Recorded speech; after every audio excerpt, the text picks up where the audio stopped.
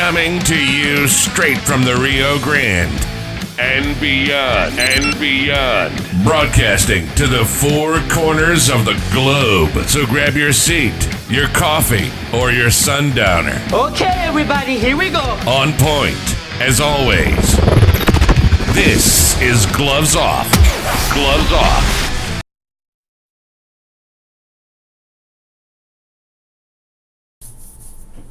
We're back at you in Gloves Off. I'm Paul Buitrón. I'm here with a great friend and a great guest, a powerful woman here in Laredo and a leader, and she's going to step up to the plate and she's going to run for City Council this year in 2020. It's Ms. Patty Tijerina SanMiguel. How are we doing, Patty?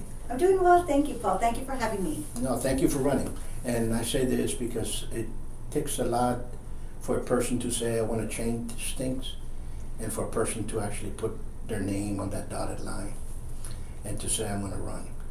It's encouraging for others, and I know there's other people running, and God bless you and God bless everybody for it to be a clean campaign. Thank you. I hope so.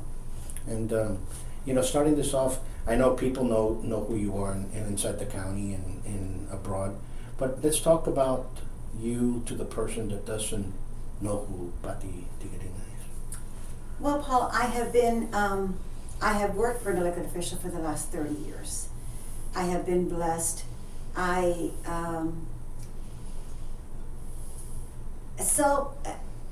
like to help. I like to extend a helping hand. For those that don't know me, it's my nature, and it comes natural to me. I like to serve. I've been in public service, and we're ready to work. I think that the South needed a breath of fresh air, and I'm excited. I look forward to it. I'm a phone call away. I'm going to be hands-on. I work to the end, energetic. And if there at any time I can do something for somebody, I'm going to do it, Paul. If it makes their life easier, if it makes their life better, and I have the power or the availability to do it, I'm going to do it. I'm definitely going to help. Understood. And that's basically your main reason why you're running for 2020, but there's probably other reasons, and you're seeing you're running in a place it has no incumbent. Right. Right? And that is the reason that, my husband and I sat and we talked about this. This has been in the works for over a year. And, post-COVID, right after COVID, and we knew what it did to the economy. We knew what it has done to our city of Laredo as a whole. And my predecessor will be leaving in November of 2022. He has completed his tenure of 8 years. He's done a great job. He has started a lot of projects that I'm hoping to continue. And we have a good relationship. Thank God for that. And I want to be able to, there's different, very major projects, and one of his babies, the drainage right there on Century Boulevard that needed to get taken care of for many years. And it's been about a year. So when we talked about it, I talked to my husband and the family and said, what better person than myself to continue this job? Because we couldn't think of a better person. And I'm ready. So I put my tennis shoes on and started walking District 1 to get to know people, to knock on their doors. And it's been over 3 months. I have met and ran into a lot of people. That's one of the advantages that I can tell you that I have lived through the last 3.5 months is I'm able to reunite with a lot of friends. I've been in politics for so long as an assistant and always running campaigns, but never the candidate. So I think it's my time, and I'm ready to move forward. Absolutely. Now, what, you said, the city of Laredo needs help in the sense of during COVID you saw what Laredo has. I'm in agreement with you. I think it's time now that we're here in post-COVID to analyze what and where Laredo is and what's its future. What wrongs do you see with the city, the municipality? Because you're going to be going into the municipality. What wrongs would you say, you know what error, these are the errors, these are the wrongs, these are the mistakes that they've made that I think I can make better and take forward from that? For starters, Paul, I'm going to be a voice. I'm going to listen to people's concerns like I have been. And I think that we, come November, we're going to have 4 to 5 new council members. Sure. And I think all of us, if we all work together and have the same vision as far as moving Laredo forward, and with that in mind, I'm not always going to want what District 7 wants, but if we work together and scratch each other's back, yes, District 1 is going to be a priority for me, but the city of Laredo is my priority. We need to move forward. I think, and I had an ex-boss that brought me a note one time, and I believe in this, and it said, performance at the top conforms to the bottom.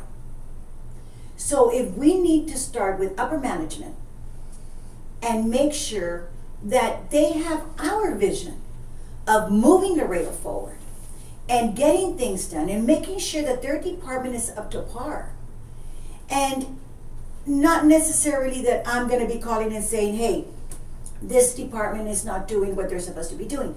But I can call whatever city manager is in charge of that department and say, hey, I need for you to address this issue. Paul, one of the things is you can call a department. Anybody can tell you can call a department right now, and they won't answer the phone. Why is that? You're trying to get an electrical permit. I called a couple of days ago, and I asked, they're asking me about an electrical permit. What is the time? 10 days. 10 days? And then they still have to go inspect it. So the time frame here, Paul, is it a lack of employees? Is it a lack of leadership? I don't know. We need to address these issues because it's a concern. My biggest priority is going to be the water. Our District 1 was affected by the water in February. We didn't have water for 10 days. And in our times today, why are we in this situation? We need a long-term solution. We don't need, let's give 2 cases of water and say, okay, we're good for the day. No, we need is it gonna be a lot of work? It's gonna be a lot of work. But we have advantages. We have our state senator that is from Laredo. We have a congressman from Laredo. We have our state representative from Laredo. Who has that? Why can't we work together and get a long-term solution? The master plan right now, Paul, and for the next 20 years, has South Laredo booming. There's a lot of development coming. But I'm going to interject to that, and you're correct. We have a congressman, we have a state representative, we have a state senator that live here in Laredo, and they're not using those sources. And I'm going to say this, and I'm going to say it openly. During the COVID, during 2020, Laredo failed us. The municipality of Laredo failed everybody. But the ones that kept it afloat was the county, our senator, our representative, and our congressman. They came up to the plate and said, we're keeping Laredo afloat, and I want to thank them for that. Small businesses suffered. Small businesses are no longer opening up. If you go to the mall, there's 30-something stores that are closed. They're empty. It's a ghost town. I don't know what dream many of the ones that are inside the city are living. I think they live in a bubble, or they think that there's something going on there that they're not seeing the reality of the small businesses. They're not seeing the reality that actually occurred outside. So we need people that have small businesses like you, your husband has one, that understand what it is to see all this, that can actually say, you know what, we need to fix this. But I don't know, I'm with you, I'm confused. I don't know if they're complacency or lack of people that actually have the skills, or what is going wrong with Laredo. But if it continues, Laredo, no master plan is going to get Laredo around the corner. I mean, we're in dire straits, and we need, and I'm going to say this, we need some of those individuals to step down and go, and let the ones that have energy, new blood, come in and say, you know what, let's move this forward. Sure. As a community. You know, I can't speak for those that are sitting there right now. I don't know what their ideas are. And of course, it's going to be very different once I'm in there to deal with it. So I really can't criticize or say, you know, one way or the other. But I am excited because we are bringing new people in, and then we have the people that are going to be there, and we can work together and move forward. We have new ideas. We have a new vision. I'm excited. All the energy in the world. We haven't been there, and so that's a good thing for us. And I think it's going to be a good thing for those that are staying. And we will continue to work with whatever ideas they had, and maybe they did have some ideas, and they just couldn't work around the other. Their personalities are different. Their ideas are different. Their priorities are different. So, absolutely, I just think that. But I definitely, I'll give you an example of a situation that we have is Loop 20. And I've done my research, Paul, because I decided if I'm going to do this, then I need to do the research of what we need to work on. And one of the things is you have Loop 20, and you cut off to 359. Past that, there's nothing. There's one turnaround, like 3 miles. It's abandoned. They don't take care of it. They don't maintain it. And why can't we have a better relationship with TxDOT? What's holding us up is my question. When we're talking about the departments, I think that the department heads need to start thinking out of the box. They're responsible for their department. And if something goes wrong, the buck stops here. And if you're not doing the job, then we need to work on making it better, whatever it's going to take, in my opinion. Absolutely. What else would you like to see Laredo? What else would you like to see implemented in Laredo? What would you say? You know what, Laredo, I believe, needs this right now. I think there's a lot of things that we need. There's a lot of things that are ideas that we need to bring. One of the things that I really want to work on is beautifying our city. I think we need to invest in some beautification. Another thing is we need to enforce our ordinances. Because there's an ordinance, and I think that we need to revamp the ordinances because some need some tweaking, but we need to enforce them, Paul. And we need to educate ourselves on what we can do and what we cannot do. Correct. A perfect example. You're driving by and people put sofas and mattresses and everything on the sidewalk. Well, somebody can knock on your door at any given time and say, hey, this is illegal dumping because the sidewalk belongs to the city. I didn't know that. I mean, did you know that? It's just things like that we're not aware of. And so stray dogs. We have a big problem in our district with stray dogs and stray animals. What are we doing? Do we have to talk? Do they not have enough employees? If that's the case, then what's the holdup? Why don't we have enough employees? People need jobs. People are always saying, I need a job, and so we need to work with human resources too. And saying, I'll give you an example, Paul. I had a call from a friend of mine, and that said, I applied for a heavy machinery job. Mm-hmm. He had just retired from another entity that worked for 20 years. He applied. He was doing the form on the computer. He registered himself and filled out the application. And when they asked him, do you have any experience with heavy machinery, he accidentally pressed the no. Made a mistake. He says, I can drive a tractor, heavy machinery, but my forte is not computer. So he calls them up and they said, you were denied. You answered wrong. And he said, I'm sorry, I made a mistake. I pressed the wrong button.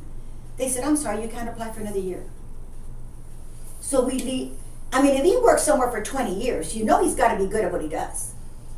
So that's what the city needs. People like that. Absolutely. Loyal, good at what they do. So I think human resources needs to step up to the plate and say, hey, you know what, Paul? You said you're gonna apply for a job. I don't know how to use it. They need to come. Let's meet them halfway. We need these people to come and work. Listen, we have not called out the people that have become complacent and have done mistake after mistake after mistake. And the city of Laredo gives them awards and puts them higher in position after they were bringing down a department. All of a sudden they get this higher position, or you were nothing over here and you had brought your businesses underneath 3-4 times, and all of a sudden they'll make you a director of this department. We are, how can I say, I hate to say this, because we as Americans, we love champions, okay? Well, since we were little kids, the fastest runner, the best baseball player, the best boxer, we admired that. And all of a sudden we ended up with everybody needs a trophy. You have to get a trophy for participation. Not here. I'm sorry. If you shut down a department, you should not be made assistant city manager.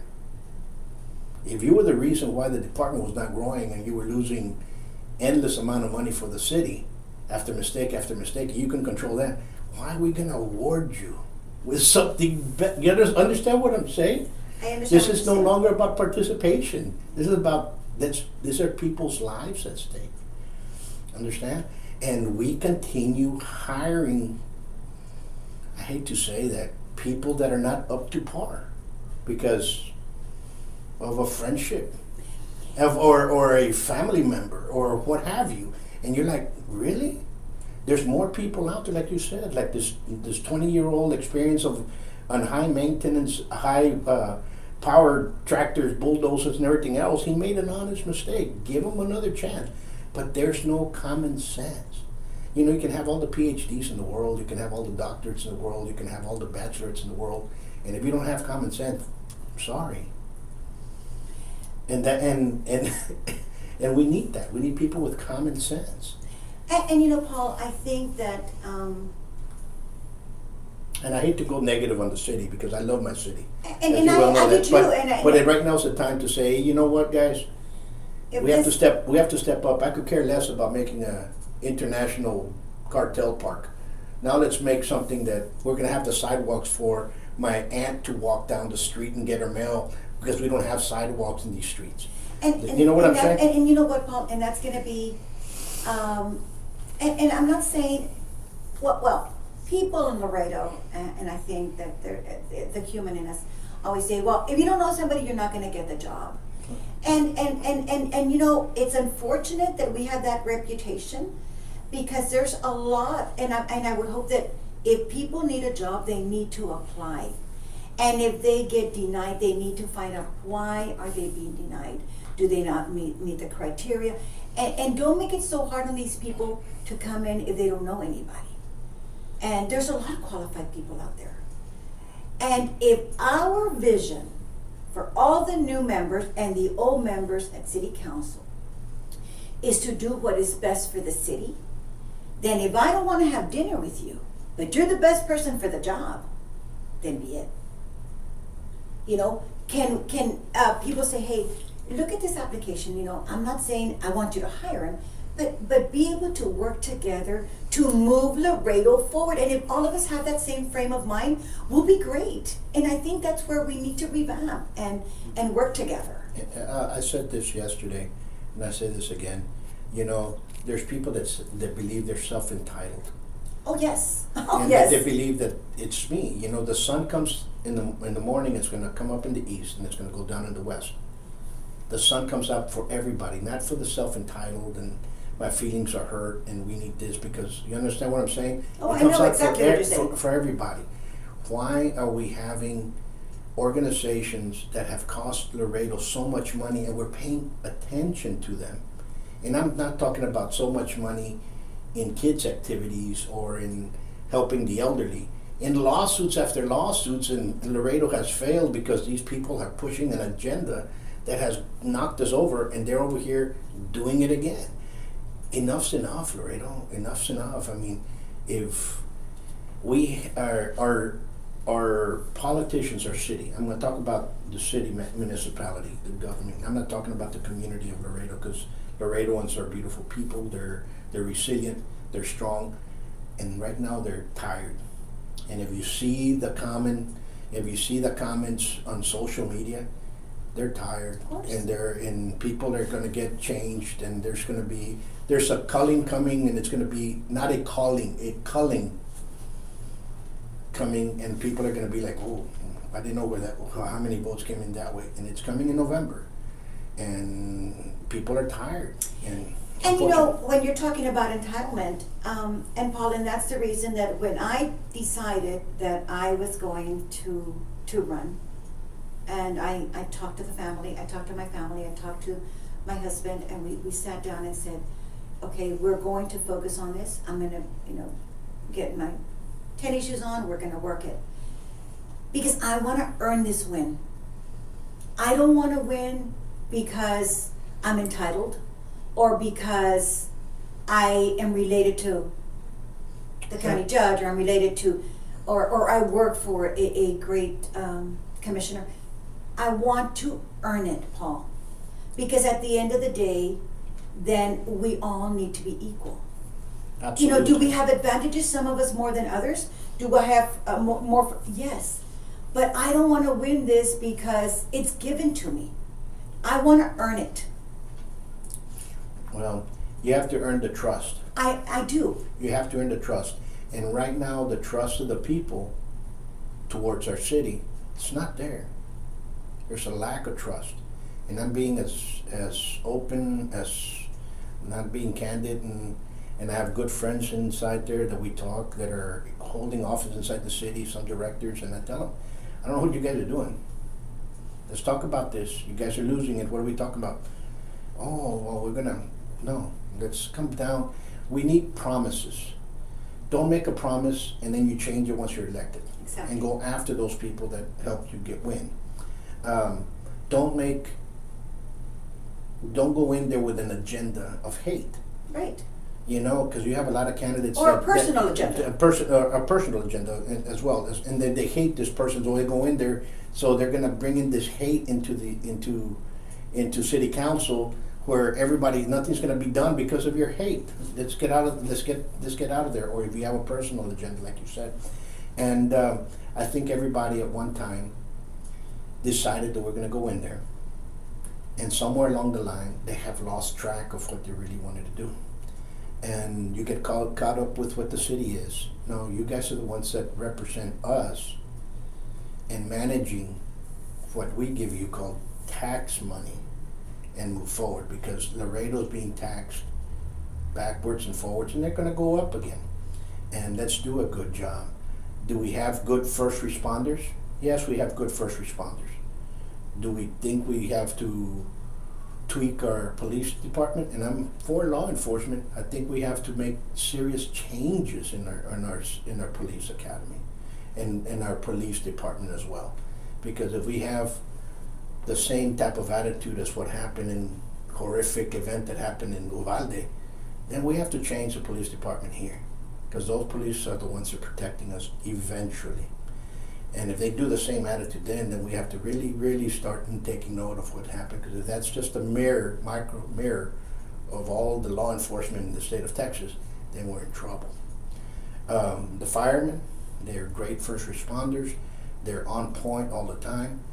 But how about past that? Building inspection, building, what is it? Department of Building and Planning and Building, Zoning and Planning and Building. They need a revamp. Why? Because we have people here that are investing in Laredo. Why are you making it hard for them to invest their money in Laredo to make Laredo grow? You know what I'm saying? I'm not saying give them a freebie or give them a free. You know what I'm saying? Follow your ordinances. And Paul, I am a big supporter of the Blue. The police department, it's not a secret. I've been a supporter. I have, a niece that works there. I have a nephew. I have family. I am a big supporter of the Blue for many, many years. Sure. And, we all are. And do they need, I want to make sure that they have everything it takes to keep our streets safe. Whatever it is, whether it's the vehicles, whether it's, I know that, because I did my research, their laptops, they didn't have them up to date because they were missing a certain chip that had to be in it. So they've been on hold. And we talked to them and now they're working on that. So they're getting them up to par. The fire department, I want to make sure, Paul, that if there's an emergency at your house or my house or anybody's house, that they are there with everything they need to make sure they save our lives. Absolutely. Right now, they say, well, they have the biggest chunk of the budget. Yes. But do we know what it goes to? Right now they need 6 fire trucks, Paul. And she said, they don't need them with chrome. They just need 6 fire trucks just to be able to be above water. We need a fire station in District 1 because there's so much development in the next several years. Right now, if you go out there, Paul, you won't even recognize it. You get lost. I got lost the other day over there. Oh yeah. And I was like, yes. I went through. We were hunting, and I took the wrong turn. I was lost. I didn't even know. And where I we were. am proud that And it's growing. Oh, it is. Leaps and bounds. It is. It's growing, and I'm proud to be able to have the opportunity to represent District 1 in November. But I'd rather spend money on our water Yes, for sure. and our first responders Yes. than on some bridge that's going to benefit the carteles in Mexico. Well, Understand what I'm saying? Some park or that park that they're trying to build. I'm not going to. I'm glad that they're trying to put it up for a vote.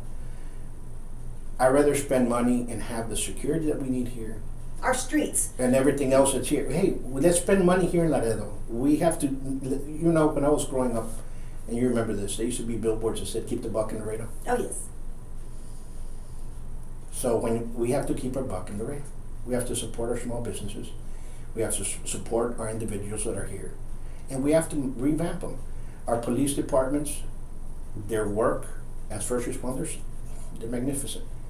We might have to call a bunch of the head officers that are up there and replace them with the new guys that come in there with new ideas, better management. I think that has to happen. Understand what I'm saying? Yeah, of course. So with that being said, Paul, water is my priority. The police force is whatever it's going to take to keep our streets safe. I'm going to support them. Our fire, I want to make sure. Paul, we had a tragic accident right behind our house. Sure. We didn't have a boat because it wasn't working. I said I want to make sure that we don't have one boat, we have 2 boats in case of an emergency like that. If there's any other kind, and want to be prepared because you never know what's going to happen, of course. And also with all that, and then I can't tell you. You're talking about the park. The I don't know enough about it to be, and I don't think that they want it this year, next year. I think it's going to be in the next several years. And then am I going to say no? I don't know. I want to be able to.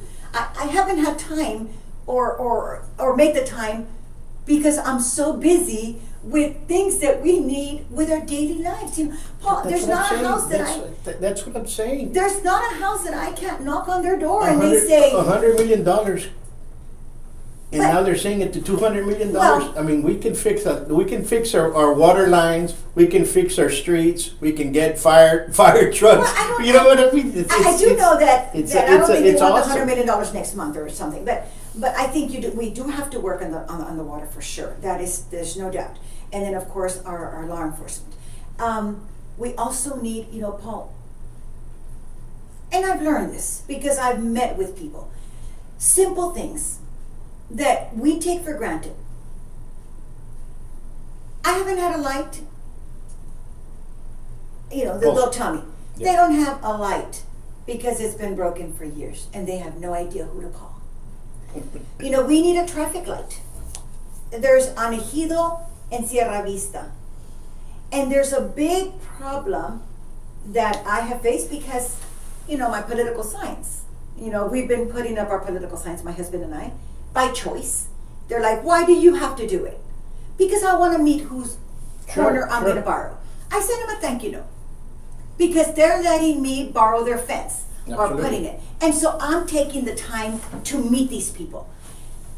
I have to be very careful when I cross the street. These are neighborhoods and they're going 65 miles an hour. Why can't we think of something that, you know, we can't have a police officer at the stop sign all day long every day, but can we think of how do other cities do it? You know, if an example, and I'm not saying that this is going to be the fixer up. I'm saying, what if we were to put a camera? Get legal to say, what can we do to put a camera at the stop sign?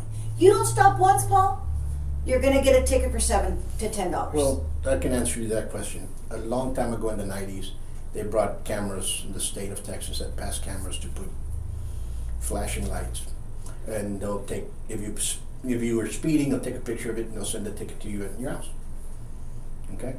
And we'll stop because one of the senators, as the story goes, was with the Coke 2, the somebody, and was all of a sudden took a picture and they were smooching in the stop line when they passed by and the wife caught it. So all of a sudden it was invasion of privacy. So you don't have that Well, anymore. But we do need to have more vigilance, we have to be proactive and not reactive. We have to have people to go out there. If I was a building inspector or I was an inspector for the city, I think you should have down there and you said, okay, your quadrant is District 1. Okay, you go down District 1, you're driving, you know what, we need a light here at this street. We need a speed bump in this street. We need this. Understand? That's what I think that they should be doing. Okay? We need more security here. I think this school over here might be better access here. You know, this school over here needs more speed bumps. That's what they should be doing. I don't know if they're doing it or not. I do not know. I will tell you. But I think we need those type of elements to be implemented. But it goes back down, Patty, with the problem of being compliant. Yes. People that don't care about what they're doing But in we their should job. care. No, we should care. We care. Oh, yeah. That's why you're running. That's right. But people in the city, who cares? 'Cause, Well, you then- know, they're going to tell me, you know, that we have to start a culling, and it has to be done now, and get them out of the way, and let somebody else grow. Because guess what? Right now, it's time to do that, or else we're not going to grow. You know, And that's just I'm the going to way it give is, you you know? another. I'm a big advocate, and I respect the department. Is the 311 service that we have? It's excellent, Paul. You know, they were complaining several months ago about they're not answering the phone. Well, I kind of did my research, and they have 5 employees. 2 were with COVID, so they were out. So you have 3 employees plus a supervisor. They get calls 16 hours. They have to work 16 hours a day, 7 days a week. I mean, it's impossible. We're human. So I think that if we looking to, and actually they're about to move from the old office. They're moving downtown, and more office space and more availability for more employees. But it's a great service, and we need to use it. And I've told a lot of these people that said, you know, the light is out. My neighbor has this. They need to call 311, and then they come and. But another thing is, our code enforcement. Are they allowed to do their job? You know, Paul, if I'm going to have a neighbor and they're going to say, you know, we know code enforcement and they gave me a warning, I cannot do this. And if you, as my friend and my neighbor, continue to do this, I have to tell you, stop, because you're going to get fined. End of story. It is what it is. We have here in Laredo, we're in the habit of selective code enforcement, selective penal code, criminal laws, and we're into that. We select. Because we're entitled. Okay, because they're entitled. Because you know, and I'm going to go into that right now, because I'm a family man. You're a family woman. We love our families. We went around through it. Many of us have gotten divorced in the past. Many of us are alienated from your child. I fought, and I'm still fighting, and I'm to be inside my kids' lives, and I'll continue fighting for them to prosper and go forward. You know, my son just graduated summa cum laude from United, and we're going in there. But I've been fighting left and right, and people can. But here, there's a penal code called 2503, which is interference with child custody, which the police of Laredo lie left and right. They say it's a civil matter. They don't enforce it. We've had talks with the district attorney. We've had talks with the police department. The police department say, no, now the district attorney won't prosecute, so we're not going to do anything about it. So you're selecting enforcement of laws. We have to stop that. We have kids growing up not seeing their non-custodial parent, whether it's a mother or whether it's a father, which are good, God-loving people, and got children that they love, and they love their children, are being alienated because the police won't do anything. So, and unfortunately, that happens every first, third, and fifth weekend of the month. And nothing is done. And I'm very much of an advocate into this. And we're trying to pass laws in the state. If you guys you don't want to take the non-custodial parent to jail for failure, because it's a state jail felony, and you guys are blaming each other, playing tiddlywinks, the children are the ones that are suffering. Okay? What would you do when stuff like that? Would you tell the police chief, you know what, let's start enforcing the laws? You know, Paul, it's a tough, because you have to remember that everybody, cada cabeza es un mundo, and it's very difficult to get in between a battle of the two parents when if the law specifically states that you are non-custodial, but then it becomes, you become custodial at the visitation. Well, and you know what? And then there's got to be something with it. But it's very difficult for these police officers, everyday police officers that need to be dealing with other traffic violations, other things, for them to go to a family dispute. But that's not a dispute. It's a penal code violation. That's a crime. But what if the person is lying? You don't know what's on it. No, but they show you the decree, and you show the decree in the back of the decree. It tells you straightforward. You have to follow. Any peace officer has to enforce this legal decree. Then I don't think I would make a phone call that moment, but I think that the chief of police should be addressing this issue, and should be getting. And we should have a meeting with the DA's office and the judges. You know, we have a board of judges meeting once, and talk about these issues, and who's going to enforce them. You know, But I will tell you, Paul, that PD is going to be very busy with dealing with that, because it's every day. Not every day. It's every first, third, and fifth Monday. Well, but you know what I'm saying. Yes. They're dealing with other things, and I think they should put something in there. We've talked to them left and right. They understand the issues that are there. I'm very proud of during COVID year that Councilman Vidal Rodriguez passed on a motion that the resolution was to actually fine the person that that was in violation. And this went up and it was going to become a House bill, and hopefully we can pass it this legislative season for a municipality to vote for that you go into these calls. Yes, it's a state jail felony, but the police can write a ticket here. You're violating this. You can keep the kid, but guess what? You're going to go to the judge and you're going to pay the $750 fine. And I guarantee you that the next time that happens, little Billy and little Jill are going to be dressed outside, getting ready to go see the other friend. And I think that's the way we approach it. And I'm going to tell you why. Because they're the same ones, and I'm not attacking the police. I'm just stating facts. They're the same ones that always claim that children that don't see their fathers are the ones that are committing crimes.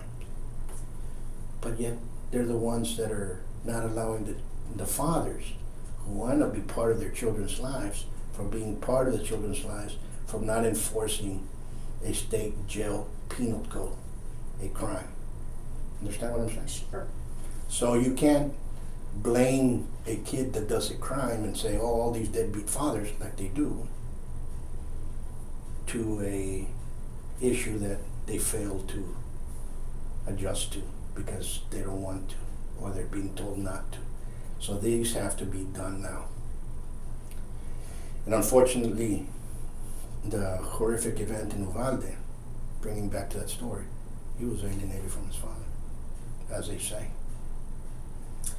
Well, So, you know what I mean? So there's a lot of things there's a lot of residual effects that we have to fix in the city that you, if elected, are going to go in there and all of a sudden get thrown in this hornet's nest that they're going to do this, and you're going to have to say, you know what? Let's start fixing it. And see if the others are going to follow you. I think that if, God willing, I am elected in November and I go in with a frame of mind, and we all go in with the same frame of mind, of us being fair, of us having the mindset of moving Laredo forward and working not only for our district, but for the city of Laredo. I think that we will be able to do it. We don't have to have dinner. You know, we don't take it personal. We're there and we're at our meeting and we're Absolutely. and we don't have to socialize. We don't have to have dinner. Our personalities can clash to no end, but we must respect each other because we all know what our district needs. Absolutely. And I'll add something else to that because you said it perfectly. You all are working, once you go in there, you're a city council woman for what? Laredo, the city of Laredo. And before all, you're all for Laredo. And we cannot have yes, I'm working for my district, but I'm working for the benefit of Laredo. And that's what we need. I also think, Paul, that of course, you know, my priorities again is the water, is keeping our streets safe and making sure we're ready for an emergency. But I have to remember, and I think all 9 of us sitting on that council will have to always remember that this is not our money. It's your money. And it's with that, you know, with that in mind, we have to be conscious about, you know, I want a lot of things. I want a fire station. I want to be able to work with TxDOT. But there's a lot of money out there that the state can provide for us that we need to get to be able to move Laredo forward. And we have to. We need those grant writers to be on top of it. We need to be passionate about what we want. Yes, I'm passionate now. I have all the energy. And I need to continue that. Absolutely. You know, and we're going to work hard. And I feel that it's going to be tough to beat me at working hard. I will tell you that. And you know me, Paul. You've known me for many years. You know, I'm a workhorse. And although I'll probably be one of the oldest city council members when I get elected, and God willing in November. But I'm just gonna take it as, and I would probably have more energy than most, but That's what we need. I'm excited. You know, it's good to see people come up and say, I want to change Laredo because of this and this. It's beautiful to see that, and I'm glad I'm seeing that. And I think there's a lot of candidates that are going to be coming around that are doing it for that purpose. At the end of the day, there's only one that's going to win, okay? And sometimes you go in there and you might have had an opponent that had a good idea. Bring them in. Let's move this forward. It's not just me, like what happens to many that go in there. There's a lot of people that have great ideas.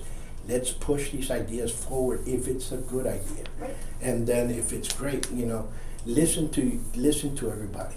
If it's good for Laredo, Absolutely. in a whole, if it's good for Laredo, long term, Absolutely. not just something that I'm going to do something for the next 6 months. No. And I'm gonna tell you this, and I'm gonna compare it to a as you know, I've been involved with pugilism and boxing and Sabat for a very long time. I had a young lad his name was Joaquin Samano. He ended up becoming, now he's a dentist. He's in Houston. Great kid. He was fighting for the Golden Gloves, which he won.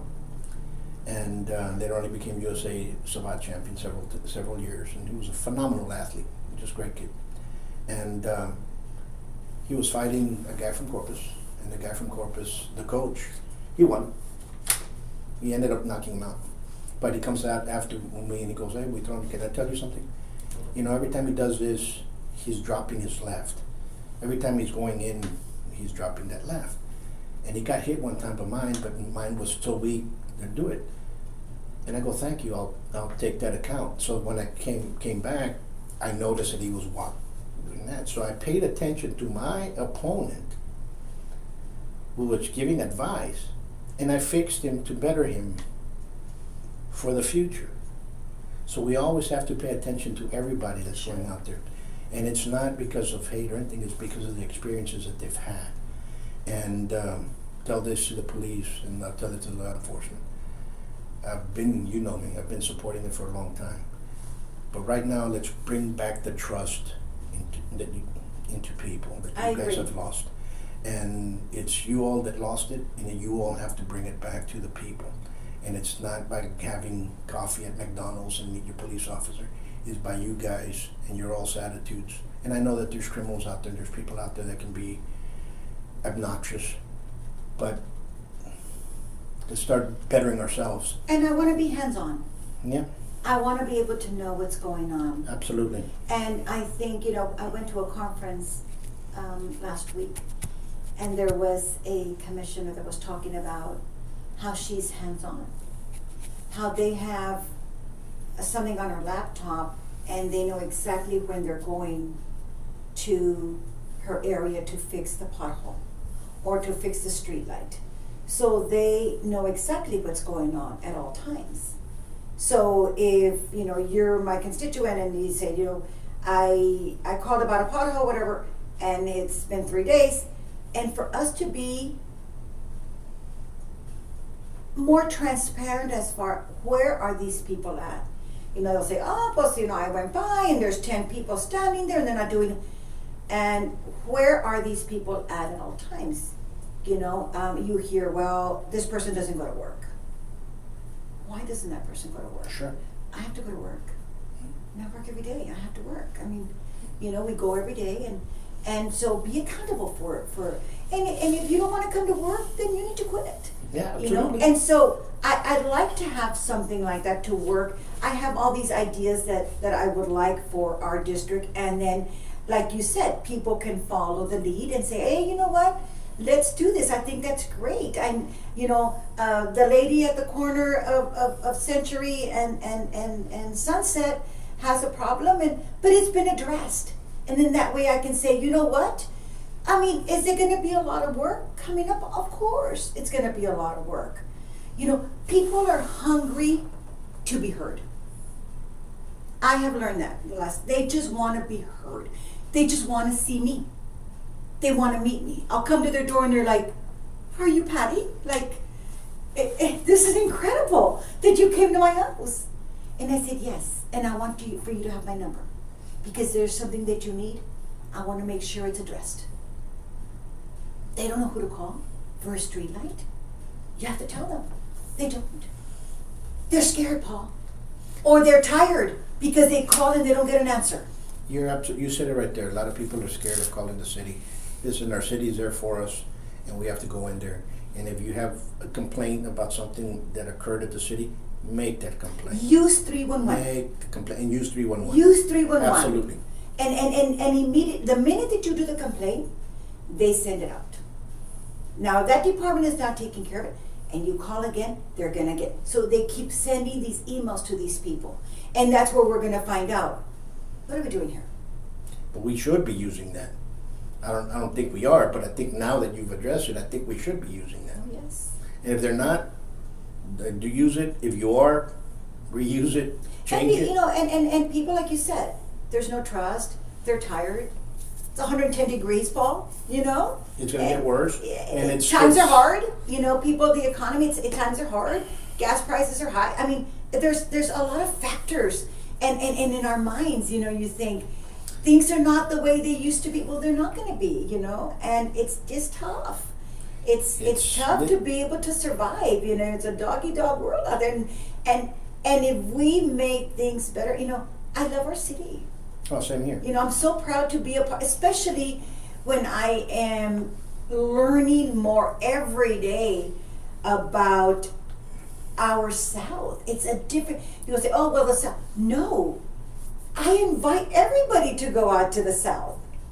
You know, there's, you know, businesses are going to be opening coming soon. There's going to be right there in our one of the main streets, which is Lomas del Sur. There's development. We have a lot of professionals. I ran into Border Patrol, custom agents, educators, firefighters, police officers, and I think that as a whole, we need to come together for the betterment of Laredo. Absolutely. I can't stress it. And our Border Patrol are doing an excellent job with what's going on in the river. Well, hands down, you guys are doing a great job. It's pretty bad, but anyway, I want to thank you. Thank you for standing up. It was a great conversation. I really enjoyed it. And folks out there, research each candidate. It's going to be a very important race for Laredo because we can have 5 members that head Laredo. We can have 5 new ones if things go in there. But you have one incumbent that's running, which is Dr. Martinez of District 6. But the rest of them, they have no incumbents. So you have good people running. Research each and every single one of them. Well, we'll be having a debate. You know that, right? We'll be having a debate. I'm looking forward to it. On September 7th. It's going to be great. It's going to be a little bit dinner. It's going to be a sit-down dinner. It's going to be a little bit different. It's going to be live. We're going to have a straw poll. I'm doing it in conjunction with 24/7 with Judge Chuy Garza. And moving this forward, we have some questions that we'll start for people to start. We're going to be asking the community to send in the questions, and from all those questions, we're going to see which ones, and they're going to be presented during the debate towards the ones that are debating, because we're going to have 3 debates. We're going to have the Texas State Representative debate. We'll have your district, District 1. We're also going to have the mayoral debate. So, because I think those are, every race is needed, but I think these are the races that bring people now. Okay, I know that the other city council races are in, but there's certain races. Since we're having it down in the south in the reception hall that's in the south, what more than to have it with you all, you know? So Appreciate that. But we need to have these out there. And folks, don't be afraid of a debate. If you're going to go represent the city of Laredo, you shouldn't be afraid of a debate. And I want to thank you, Paul, and I welcome the debate. I think that the people in South Laredo in District 1 need to make the right choice. Sure. And what better way of talking about our issues and our concerns, or their constituents' concerns, and to be able to make the better person win. Let them decide who is going to win, who's going to take, who they're going to have their trust to be responsible for their tax dollars and for their everyday lives, because it's a responsibility. You know, it's people say, well, no, we decide what's going to go in there, what's not going to go in there, and we want to make, we want to move forward. I can't stress it enough. Absolutely, absolutely. We're dealing with, like I said, we're dealing with the post-COVID, Oh yeah. post-pandemic. It's we have to sit down and move forward. We have to get gears going and moving forward, or else we're not going to go anywhere. Folks, we're going to leave you with this note. We wish you with best health. Stay calm, stay collective, be safe, praise God. And I know many of you guys are going to say, what's 2503? I'm going to put a video right here. If you click on top on a documentary that I did, which is called Judicial Cosa Nostra. Look at it. It'll educate you, because that's a problem that we in Texas are facing, and we need to save our kids, because it is very alive and kicking.